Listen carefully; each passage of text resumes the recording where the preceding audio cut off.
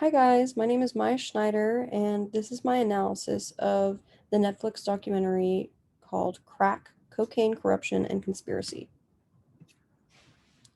There are two theses that this documentary covers. First, that the US government had a large involvement in drug-related corruption, and second, that Black Americans were forced to be the victims of the crack epidemic. For my first piece of evidence, the testimony, I want to tell a story about a former undercover cop who worked with the DEA and was asked to orchestrate a crack deal across the street in the park, across the street from the White House. And this was orchestrated simply so that George W. Bush could hold up a bag of crack in his first ever national TV address, in what the documentary referred to as political theater. And here I have a picture showing George Bush holding up the crack in the address.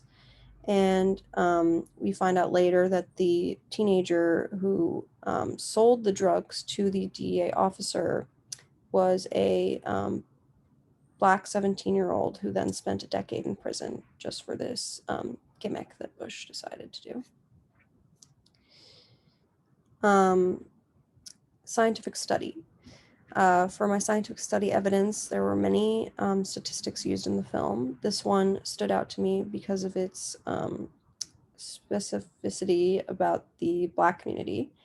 It says, quote, between 1985 and 1995, there was a 707% increase in Black prisoners for drug offenses. In conclusion, the US government had a large involvement in drug-related corruption, as proven by many stats and figures throughout the documentary and my paper. For example, the 351 officers that were found to be guilty of drug corruption, and the CIA's discovering of the involvement of the US in the Iran-Contra scandal, which was a deal that we made with the Contras to exchange arms and funding for their civil war, and involved turning a blind eye to their trafficking of crack into the US. And second, Black Americans were forced to be the victims of the crack epidemic.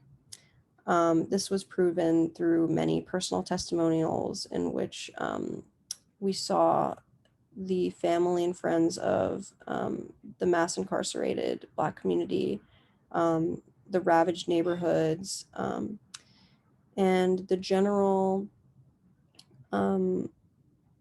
lack of responsibility taken by the white higher up offenders, such as the traffickers and the dealers, etc.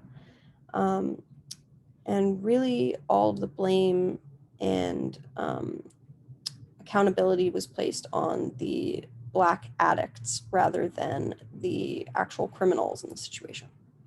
And the film did a great job of persuading me of this. I would recommend it. I've linked it here. Again, it's called Crack, Cocaine, Conspiracy, and Corruption. My name is Maya Schneider. Thank you so much.